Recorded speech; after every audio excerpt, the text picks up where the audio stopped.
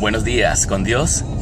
Hace un tiempito que no conversábamos y la verdad que pues han pasado muchas cositas en este tiempo en mi vida y bastante ocupadito, pero siempre deseoso de compartir con ustedes una palabra sencilla, fresca y a la vez de aliento para que cada día emprendan y empiecen el día con la bendición de Dios. Y es precisamente de eso lo que quiero hablarles un poquito hoy, acerca de la bendición de Dios.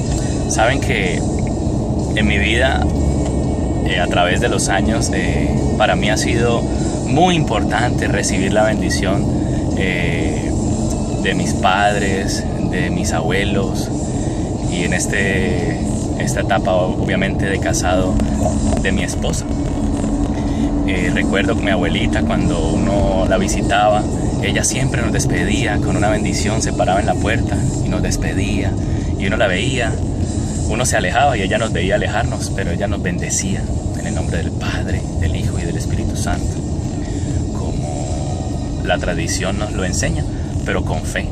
Para mí era importantísimo. Asimismo, mis padres en Colombia se acostumbra, creo que de dos maneras, pedir la bendición de los padres o de un ser muy querido.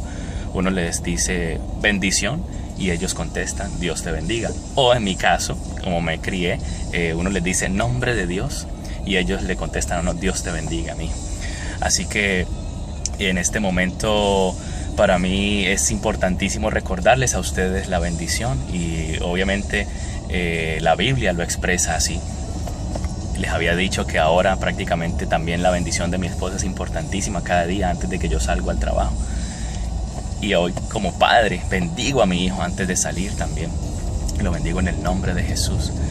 La Biblia expresa en muchas partes la importancia de recibir la bendición de parte de Dios. Y no es para menos, es una bendición del Creador, la bendición del Dios Todopoderoso, del Omnipotente. Y quise recordarles que en Génesis, cuando cuentan la historia del nacimiento de Jacob y Esaú, que nacieron, como decir, mellizos o gemelos. Yo creo que mellizos porque no eran exactamente iguales, pero sí nacen el mismo día. Uno de ellos, que Jacob, el que nace con ese ímpetu, ese deseo de conquistar, de tener bendición, nace agarrado del talón de su hermano. Y asimismo, cuando van creciendo, la historia cuenta que prácticamente engaña a su hermano Esaú, que era el primogénito. Lo engaña para poder lograr la bendición de su padre, haciéndose pasar por él. Él era velludo, Esaú era velludo, y Jacob se hizo pasar por Esaú.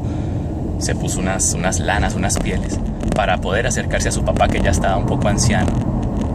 Isaac ya estaba anciano y se confundió y le dio la bendición del primogénito a Jacob.